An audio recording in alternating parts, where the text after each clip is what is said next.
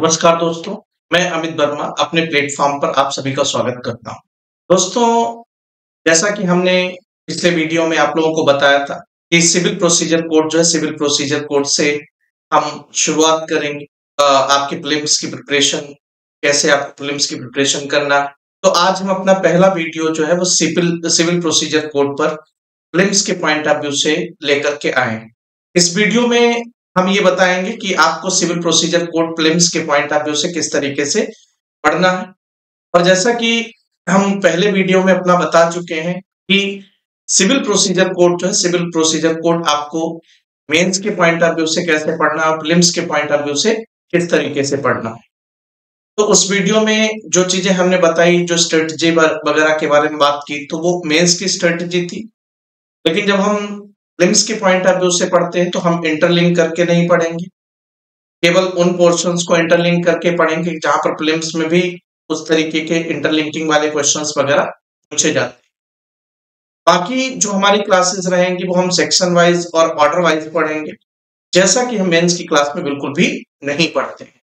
पहला जो हमने वीडियो बनाया था, वो वीडियो हमने प्रीलिम्स के पॉइंट ऑफ व्यू से ना बना करके मेंस के पॉइंट ऑफ व्यू से बनाया था कि मेंस में आपको किस तरीके से चीजें पढ़ना है और प्रीलिम्स में किस तरीके से पढ़ना है। क्योंकि देखिए, यहाँ पर जब हम छत्तीसगढ़ की बात करते हैं तो छत्तीसगढ़ प्रीलिम्स एग्जाम में तो सीपीसी पूछा जाता है, लेकिन मेंस एग्जाम पूरी तरीके से जो है वो आपके जजमेंट राइटिंग वगैरह, जो जजमेंट राइटिंग पे ही पूछा जाता है। तो इसलिए मेंस के पॉइंट ऑफ व्यू से रेलेवेंसी सिविल प्रोसीजर कोड की बिल्कुल भी नहीं है या अदर लॉज की बिल्कुल भी नहीं है।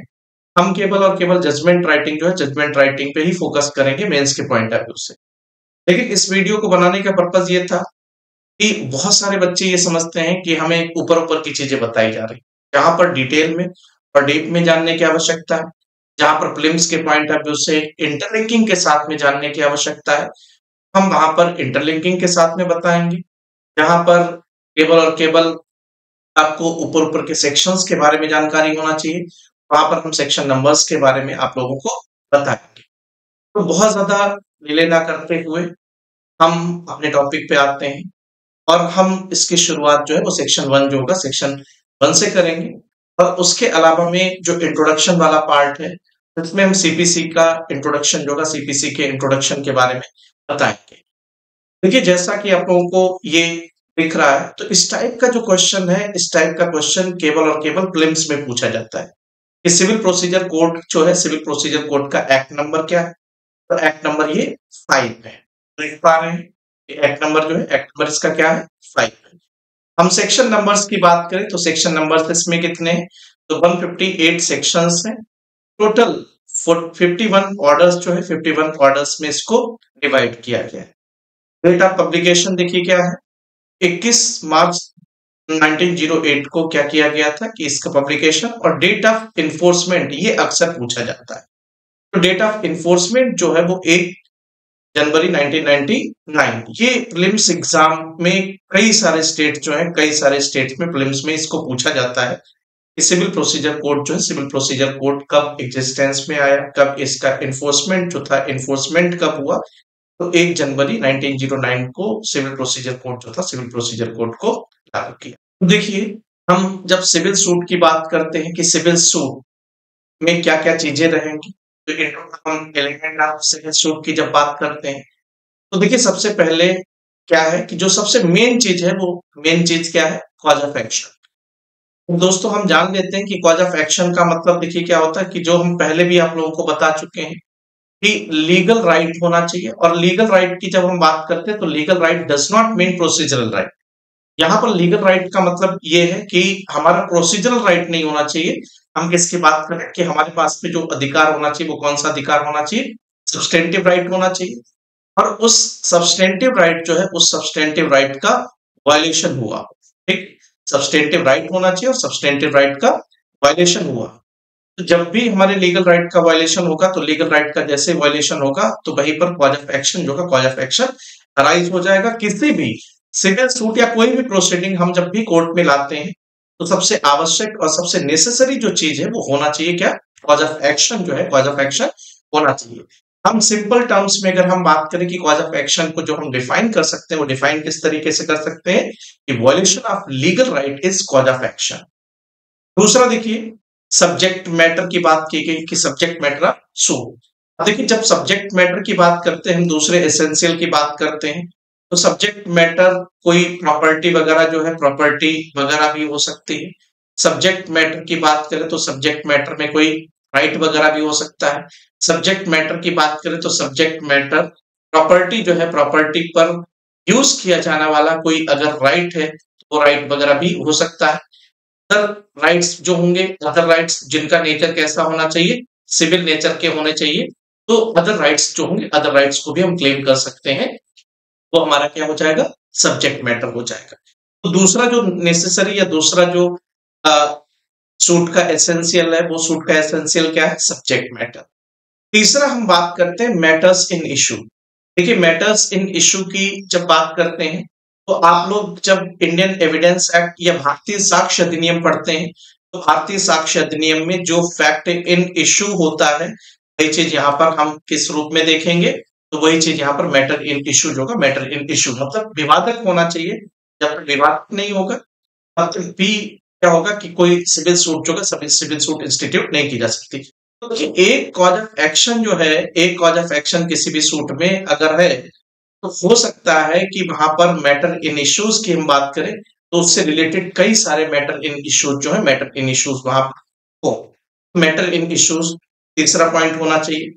फिर देखिए, पार्टीज की बात करते हैं कि अगला पॉइंट देखिए क्या है कि जो सूट है, सूट में क्या होना चाहिए, पार्टीज होना चाहिए।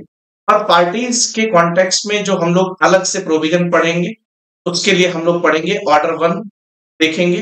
और ऑर्डर 1 के कुछ रूल्स देखिए, ऑर्डर 1 में सारे रूल्स हम लोगों को या जो भी हम पढ़ेंगे, चाहे प्रीलिम्स के पॉइंट ऑफ व्यू से पढ़ें या जिन जिन स्टेट्स में मेंस में सीपीसी पूछा जाता है, कभी भी आपको पूरा कोड या पूरा एक्ट वगैरह जानने की आवश्यकता नहीं। कुछ प्रोविजंस जो है, उन प्रोविजंस को जानना है।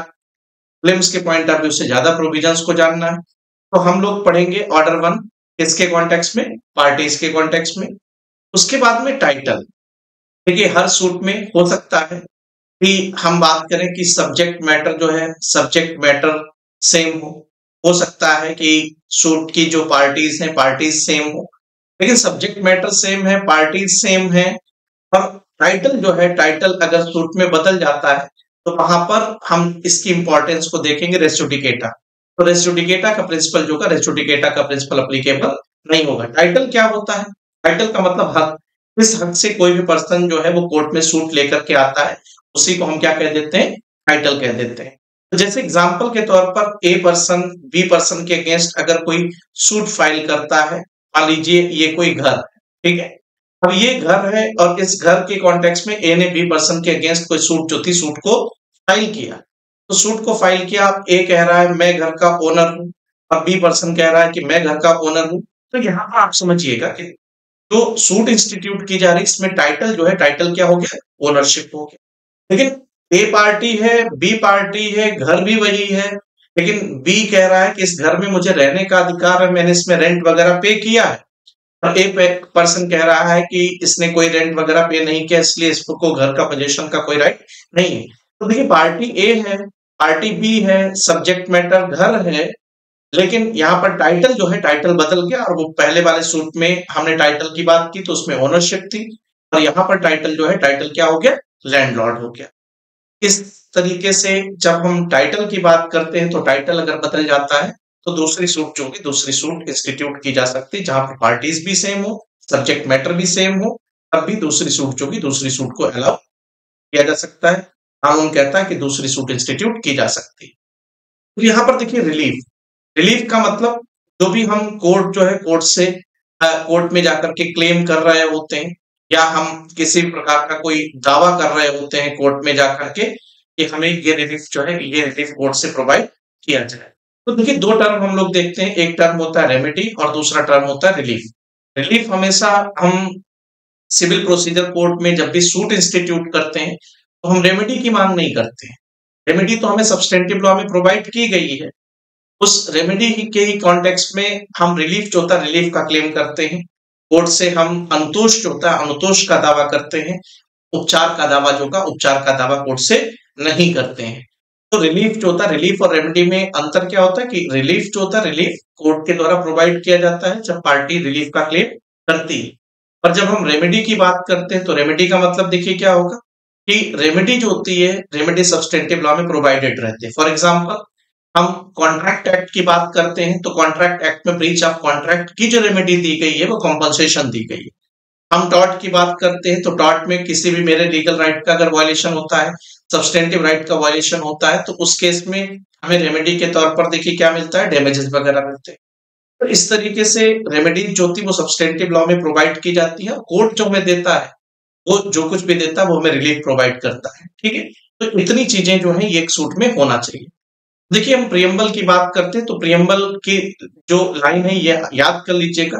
ये देखिए यहाँ पर क्या लिखा हुआ, consolidate and amend the law relating to procedure of the courts of civil procedure. तो हम बात करते हैं कि सिविल जुडिकेचर की बात करते हैं तो इससे संबंधित जो भी लॉज वगैरह हैं उनको अमेंड करना, और यहाँ पर देखिए जो शब्द इस्तेमाल किया गया कंसोलिडेट शब्द का प्रयोग किया गया। तो इस तरीके से प्रियम्बल की लाइन जो होती है वो भी प्रीलिम्स एग्जाम जो था, प्रीलिम्स एग्जाम में सीधे सीधे आप लोगों से पूछ ली जाती है।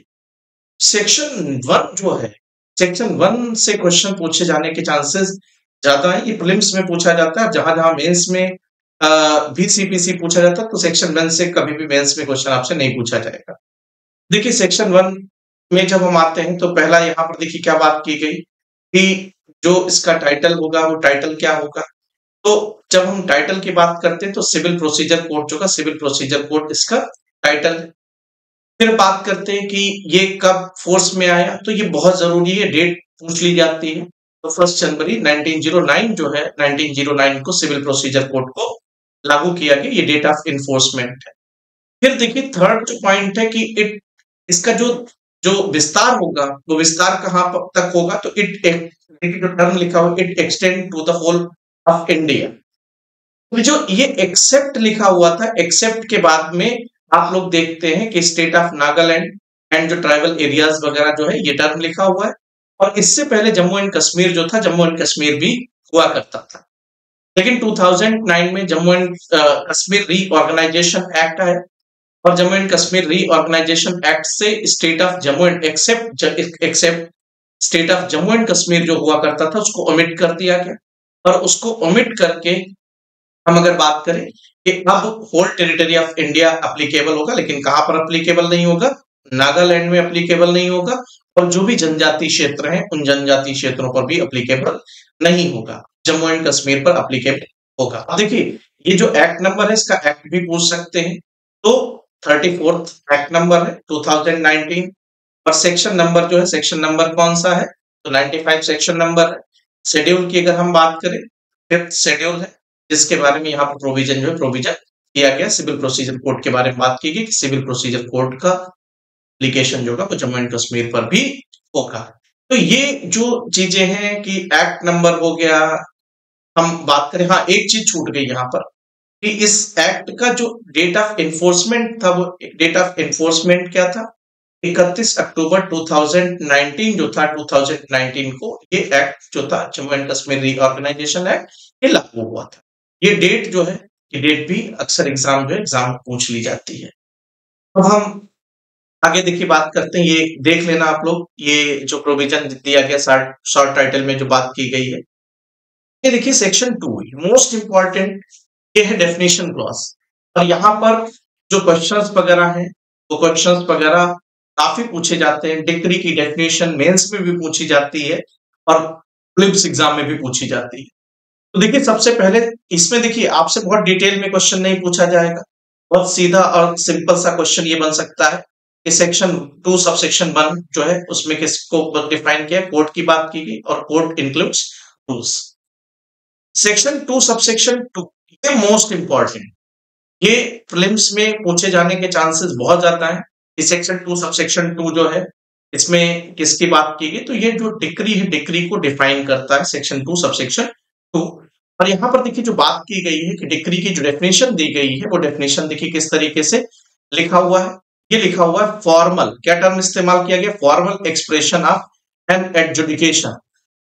ये जो शब्द इस्तेमाल किया गया कि formal expression of an adjudication, तो मतलब कहना है कि जो फॉर्मल एक्सप्रेशन टर्म इस्तेमाल किया गया, इस फॉर्मल एक्सप्रेशन का मतलब कि कोर्ट के द्वारा जो भी डिक्री दी गई हो, वो डिक्री जो भी फॉर्मेलिटीज यहाँ पर सीपीसी में बताई गई हैं, उन सारी फॉर्मेलिटीज को फुलफिल करने के बाद में डिक्री जो है डिक्री कोर्ट के द्वारा दिया जाना चाहिए। एडजुडिकेशन का मतलब देखिए क्या है कि डिक्री जो है ये किसी डिपार्टमेंटल अगर कोई ऑर्डर है तो उसे एडजुडिकेशन नहीं कहा जाएगा। हम अगर बात करें कि कोई विभागीय प्रक्रिया वगैरह की जाती है तो उसे एडजुडिकेशन के तरीके से ट्रीट नहीं किया जाएगा। एडजुडिकेशन का मतलब क्या है कि such decree must be pass by the या such order must be pass by the court. जो कोर्ट होना चाहिए, कोर्ट के द्वारा ऑर्डर पास किया जाना चाहिए। अगर कोई विभागीय आदेश है, डिपार्टमेंटल कोई ऑर्डर वगैरह दिया जाता है तो उसको एडजुडिकेशन जो है एडजुडिकेशन की तरीके से ट्रीट नहीं किया जाए। जब हम इसी डेफिनेशन की बात करते हैं तो इसमें देखिए क्या लिखा हुआ, द कोर्ट एक्सप्रेसिंग इट, जो टर्म इस्तेमाल किया गया कंक्लूसिवली। तो देखिए जो शब्द इस्तेमाल किया गया कंक्लूसिवली, फिर determines, conclusively determines the rights of the parties. देखिए the rights of the parties और विद रिगार्ड टू ऑल, जो शब्द इस्तेमाल किया गया विद रिगार्ड टू ऑल और any of matters in controversy. ये जो शब्द है, ये शब्द यहां पर इस्तेमाल करती है। मैं आप लोगों को बता देता हूं कि ये हालांकि इसमें एक्सप्रेसली भी लिख दिया गया कि डिक्री प्रिलिमिनरी होगी और डिक्री फाइनल होगी, लेकिन जो टू ऑल जो शब्द इस्तेमाल किया गया और एक जो बात की गई कि डिक्री का नेचर जो होना चाहिए वो कैसा होना चाहिए, तो ये लिखा हुआ है कंक्लूसिव नेचर का होना चाहिए, मतलब फाइनल नेचर की होनी चाहिए। दूसरा जो शब्द इस्तेमाल किया गया टू ऑल, मतलब जितने भी कंट्रोवर्सीज है उन सारी की सारी कंट्रोवर्सीज को अगर कोर्ट डिसाइड कर देता है तो डिक्री प्रिलिमिनरी डिक्री ना रह करके वो फाइनल डिक्री हो जाएगी। दूसरी तरफ देखिए जो बात की गई है कि any of matters in controversy, तो ये जो एनी ऑफ जो टर्म इस्तेमाल किया गया है तो ये कहीं ना कहीं पर से बात करता है कि सारे जो भी कंट्रोवर्सी है उसको डिसाइड नहीं किया गया, कुछ को डिसाइड कर दिया गया। तो अगर ऐसा किया जाता है तो ये डिक्री जो कि इस डिक्री को प्रिलिमिनरी डिक्री की तरीके से ट्रीट किया जाएगा। हालांकि हमने क्या बताया कि उन शब्दों से तो पता चल रहा है, लेकिन इस डेफिनेशन में भी साफ साफ लिख दिया गया है कि डिक्री या तो प्रिलिमिनरी हो सकती है या डिक्री जो कि डिक्री कैसी हो सकती है, फाइनल हो सकती है। और दूसरा जो बात की गई कि या डिक्री जो कि डिक्री कैसी हो सकती है, डीम्ड डिक्री हो सकती है। तो डीम्ड डिक्री के बारे में हम लोग डिस्कस करेंगे कि बहुत सारे एग्जांपल्स वगैरह यहाँ पर डीम्ड डिक्री के मिलेंगे, लेकिन जो सबसे फेमस एग्जांपल है वो है ऑर्डर 7 रूल 11। ऑर्डर 7 रूल 11 जो है बात करता है, जो लिखा हुआ भी है यहाँ पर कि अगर किसी प्लेंट जो है प्लेंट को अगर रिजेक्ट कर दिया जाता है, और रिजेक्शन ऑफ प्लेंट का जो प्रोविजन किया गया वो ऑर्डर 7 और रूल 11 जो है ऑर्डर 7 रूल 11 के अंतर्गत किया गया। तो rejection of plaint will be treated as deemed decree, तो डीम्ड डिक्री की तरीके से ट्रीट किया जाएगा। डीम्ड हम क्यों कह रहे हैं, क्योंकि अभी अभी हमने आप लोगों को बताया कि यहाँ पर जो लिखा हुआ है decree means formal expression of an adjudication, ये टर्म इस्तेमाल किया गया। तो formal expression of an adjudication means हमने क्या बताया कि court should give any decree by fulfilling all formalities provided by the civil procedure code। तो सिविल प्रोसीजर कोड ने जो भी फॉर्मेलिटीज बताई हैं उन सारी फॉर्मेलिटीज को फुलफिल करते हुए अगर कोर्ट के द्वारा कोई डिसीजन वगैरह या कोई डिक्री वगैरह दी जाती है तो हम ये कह देंगे कि ये फॉर्मल एक्सप्रेशन जो है फॉर्मल एक्सप्रेशन है। लेकिन डीम्ड डिक्री में ये फॉर्मेलिटीज ना होते हुए भी उसको डिक्री की तरीके से मान लिया जाता है केवल लॉ के द्वारा, तो इसीलिए हम इसको डीम्ड डिक्री कहते हैं, क्योंकि ये फॉर्मेलिटीज फुलफिल नहीं भी करता तब भी इसको डिक्री की तरीके से ट्रीट करते हैं, इसलिए हम क्या कह देते हैं, डीम्ड डिक्री कह देते हैं। फिर देखिए आगे लिखा हुआ है, क्या लिखा हुआ है ये भी प्रीलिम्स में पूछ लिया जाता है। एंड द डिटर्मिनेशन, क्या लिखा हुआ है, and the determination of any question with in section 154 इसको भी किस तरीके से माना जाएगा, डिक्री जो है डिक्री की तरीके से इसको माना जाएगा। लेकिन डिक्री के अंतर्गत क्या क्या नहीं आता है जिनको हम डिक्री नहीं कहेंगे, तो देखिए क्या लिखा हुआ है, any adjudication from which an appeal lies an appeal from an order, कि कोई भी ऐसी डिक्री या कोई भी ऐसा हम बात करें कि जिसकी अपील जो है अपील किस तरीके से की जा रही है, ऑर्डर की अपील की तरीके से की जाएगी, उसको डिक्री जो है डिक्री की तरीके से नहीं माना जाए। तो देखिए अगली जो बात की गई है, any order of dismissal for default. देखिए जब हम ऑर्डर फॉर डिसमिसल की बात करते हैं डिफॉल्ट के आधार पर, तो वो भी जो होगा उसको भी डिक्री जो होगा डिक्री की तरीके से नहीं मानेंगे। एक बात ध्यान रखिएगा कि जब भी हम डिसमिसल शब्द का प्रयोग करेंगे और फॉर डिफॉल्ट जो लिखा हुआ डिसमिसल फॉर डिफॉल्ट, डिसमिसल जो शब्द इस्तेमाल किया गया है और डिसमिसल जो होता है वो सूट का डिसमिसल होता है। तो जब भी डिसमिसल और डिफॉल्ट की बात की गई हो तो वहां पर जो डिफॉल्ट होती है, जो गलती होती है, वो गलती किसकी साइड से हो रही होती है? प्लेंटिफ की साइड। यहाँ पर डिफेंडेंट का कोई रोल नहीं है। अगर गलती प्लेंटिफ के साइड से है तो सूट जो थी सूट को डिसमिस कर दिया जाता है। एग्जाम्पल के तौर पर हम बात करते हैं, जब हम पढ़ेंगे ऑर्डर 22, तो जब ऑर्डर 22 पढ़ेंगे तो ऑर्डर 22 में अबेटमेंट एंड डिसमिसल की बात की गई। और यहां पर देखिए क्या होगा कि जैसे एग्जांपल के तौर पर ए प्लेंटिफ ने बी पर्सन के अगेंस्ट कोई सूट इंस्टीट्यूट की, और अगर ए की डेथ हो गई और ए की डेथ के बाद में ए के लीगल रिप्रेजेंटेटिव दिए गए समय के अंतर्गत ए की जगह नहीं लेते हैं, तो डिफॉल्ट हो गई किसकी साइड से? प्लेंटिफ की साइड से। तो इस तरीके से सूट जो की सूट को डिसमिस कर दिया जाएगा। लेकिन वहीं पर अगर हम डिफेंडेंट की बात करते हैं कि डिफेंडेंट की डेथ हो जाती है और डिफेंडेंट का कोई लीगल रिप्रेजेंटेटिव दिए हुए समय के अंतर्गत अगर यहाँ पर शामिल नहीं होता है, तो अगर शामिल नहीं होता है तो उस केस में क्या हो जाता है? उस केस में अगर हम बात करें तो यहाँ पर कोर्ट जो था, कोर्ट अबेटमेंट जो का अबेटमेंट का आदेश कर सकता है।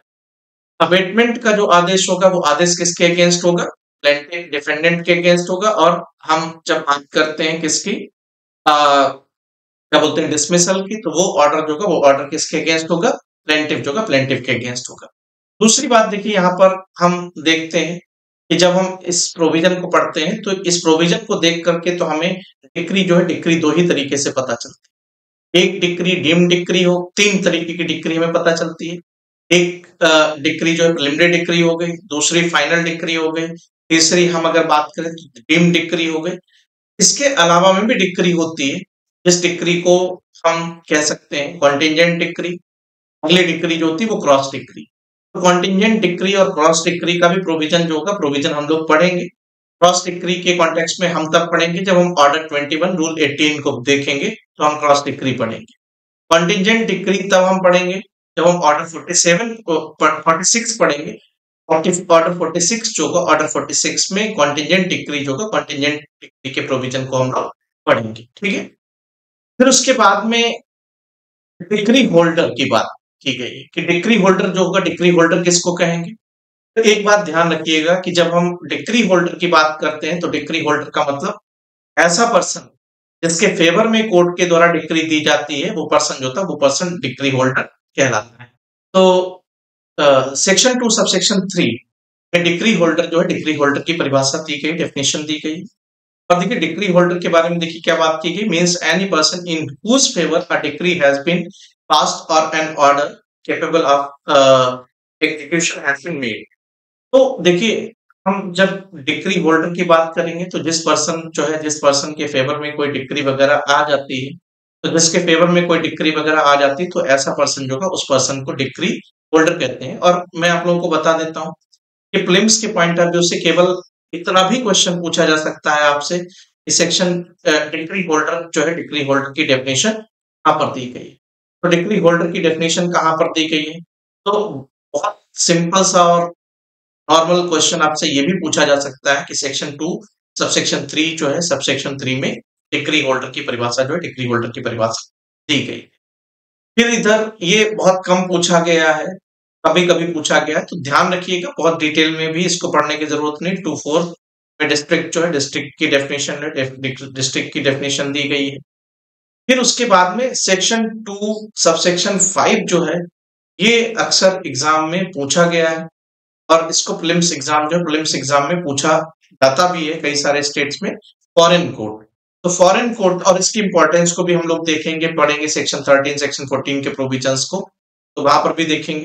तो फॉरेन कोर्ट जो का, फॉरेन कोर्ट का मतलब क्या होता है? तो फॉरेन कोर्ट की जो डेफिनेशन दी गई वो डेफिनेशन कहां पर दी गई है? तो सेक्शन 2 सबसेक्शन 5 जो है, सेक्शन 2 सबसेक्शन 5 में फॉरेन कोर्ट की डेफिनेशन दी गई है। Foreign court means a court situated outside India and not established or continued by the authority of central government। ये जो टर्म है, ये टर्म यहाँ पर इस्तेमाल किया गया, मतलब अगर सेंट्रल गवर्नमेंट के द्वारा भी कोई भी अथॉरिटी या कोई भी कोर्ट वगैरह स्टेब्लिश की गई है आउटसाइड ऑफ इंडिया, तो उसको भी हम फॉरेन कोर्ट जो का फॉरेन कोर्ट नहीं कह सकते। कहने का मतलब आपको कंफ्यूज करने के लिए एक ऑप्शन ये भी हो सकता है कि फॉरेन कोर्ट का मतलब कि इंडिया से बाहर कोई कोर्ट एस्टेब्लिश्ड है, क्या उस कोर्ट को हम फॉरेन कोर्ट कह सकते हैं? तो आपका जवाब होगा नहीं। फॉरेन कोर्ट ऐसी कोर्ट को कहा जाएगा जो इंडिया से बाहर है और जिसको इंडियन गवर्नमेंट या सेंट्रल गवर्नमेंट के द्वारा स्टेब्लिश नहीं किया गया, जिसको नहीं बनाया गया है, तो कोर्ट जो कि उस कोर्ट को क्या कह दिया जाएगा? फॉरेन कोर्ट जो का फॉरेन कोर्ट कह दिया जाएगा। बात क्लियर हो गई आप लोगों को? आगे देखिए, फॉरेन जजमेंट। फॉरेन जजमेंट का जो प्रोविजन किया गया वो कहां पर किया गया? ऑर्डर सेक्शन 2 सबसेक्शन 6 जो है, सेक्शन 2 सबसेक्शन 6 में फॉरेन जजमेंट की बात की गई है। Foreign judgment section 2 subsection 6। तो बेटा ये भी याद रखना है आप लोगों को, सबसेक्शंस भी याद रखना है, क्योंकि सीधा साधा जो क्वेश्चन पूछा जाता है वो सबसेक्शंस पर भी क्वेश्चन पूछ लिया जाता है। तो foreign judgment means the judgment of foreign court. ठीक, क्या है? सिंपल सी definition, the judgment of foreign courts. फिर गवर्नमेंट प्लीडर, इसका सबसेक्शन जो है, सबसेक्शन अक्सर पूछा जाता है गवर्नमेंट प्लीडर जो है, तो ये भी याद रखिएगा कि सबसेक्शन याद रखना है आप लोगों को। सेक्शन 2 सबसेक्शन 7 जो है, इसमें गवर्नमेंट प्लीडर जो है, गवर्नमेंट प्लीडर की बात की गई। और देखिए जो डेफिनेशन दी गई बहुत सिंपल सी डेफिनेशन है। Government pleader includes any officer appointed by the state government to perform all or any functions expressly imposed by this court on the government pleader। कि इस संहिता के द्वारा जो भी गवर्नमेंट प्लीडर पर कोई ड्यूटी वगैरह इम्पोज कर रखी गई है, तो उसको उन सभी ड्यूटीज का परफॉर्मेंस होगा, परफॉर्मेंस करना होगा। ये देखिए, ये अमेंडमेंट्स हम लोग बाद में डिस्कस करेंगे। 7A 7B हाई कोर्ट की बात की गई, हाई कोर्ट की बात की गई। तो ये जो है ये भी आपको केवल सबसेक्शन याद रखना है। और यहाँ पर देखिए ये पूछा नहीं जाता था, लेकिन पूछे जाने के चांसेस हैं। इंडिया जो शब्द की बात की गई, तो इंडिया की जो बात की गई, तो इंडिया में except and Jammu and Kashmir जो था, चूंकि वहां पर चेंज किया गया, तो यहाँ पर भी चेंजेस जो है चेंजेस। अब बात करते हैं जज। सेक्शन 2 सबसेक्शन 8 जो है जज, ये भी कम पूछा जाता है लेकिन पूछा जाता है। Means presiding officer of a civil court. देखिए क्या बात की, बहुत सिंपल सी डेफिनेशन दी गई, presiding officer of a civil court. तो ये हो गई। तो हम बात करते हैं जजमेंट। ये क्वेश्चन जो है, ये क्वेश्चन अक्सर प्रीलिम्स एग्जाम जो है, प्रीलिम्स एग्जाम में पूछा जाता है, जजमेंट। तो judgement means statement given by the जज on the grounds of a decree और ऑर्डर। ये जो बात की गई कि on grounds of a decree और ऑर्डर, तो बेटा जब हम बात करते हैं कि ग्राउंड्स ऑफ डिक्री और ऑर्डर, तो इसीलिए आप लोग जब पढ़ोगे ऑर्डर 20, तो ऑर्डर 20 जब पढ़ोगे तो वहां पर आप देखोगे कि जैसे ही कोर्ट जो होता है, कोर्ट क्या करता है कि सारे इश्यूज होते हैं, सारे इश्यूज को डिसाइड कर देता है। तो सारे इश्यूज को डिसाइड करने के बाद में सबसे पहले कोर्ट क्या करता है? जजमेंट देता है। और जजमेंट देने के बाद में फिर कोर्ट जो होता है, कोर्ट के द्वारा क्या किया जाता है? डिक्री जो होती है, डिक्री दी जाती है। तो ये बात हम लोग पढ़ेंगे कहां पर? ऑर्डर 20 के प्रोविजन में ये चीज देखेंगे। फिर उसके बाद में सेक्शन 2 सबसेक्शन 10, ये भी इंपॉर्टेंट है, ये भी अक्सर पूछा जाता है। Judgment debtor. जब जजमेंट डेटर की बात करते हैं तो जजमेंट डेटर एक ऐसा पर्सन होता है जिसके अगेंस्ट कोई डिक्री वगैरह या कोई ऑर्डर वगैरह कोर्ट जो था, कोर्ट का। तो देखिए क्या लिखा हुआ है कि any person against whom a decree has been passed or an order capable of execution has been made। ये बात की गई। उल्टी डेफिनेशन जो हमने पढ़ा था जजमेंट डिक्री होल्डर के कॉन्टेक्स्ट में, उसी का उल्टा जो है वो जजमेंट डेटर। तो यहाँ पर अगेंस्ट एक पर्सन जो था, अगेंस्ट एक पर्सन की डिक्री आती है, तो उसी को हम क्या कह देते हैं? जजमेंट डेटर जो होता है, जजमेंट डेटर कह देते हैं। ये भी खूब पूछा जाता है। लीगल रिप्रेजेंटेटिव सेक्शन 2 सबसेक्शन 11 जो है, सेक्शन 2 सबसेक्शन 11 में बताया गया। एक तो सबसेक्शन जो है सबसेक्शन पूछ लिया जाता है, और इसमें क्या क्या कौन कौन जो लोग होंगे वो इंक्लूड होंगे, ये भी जो क्वेश्चन है, ये भी क्वेश्चन पूछ लिया जाता है। तो हम बात करते हैं मेसनरी प्रॉफिट।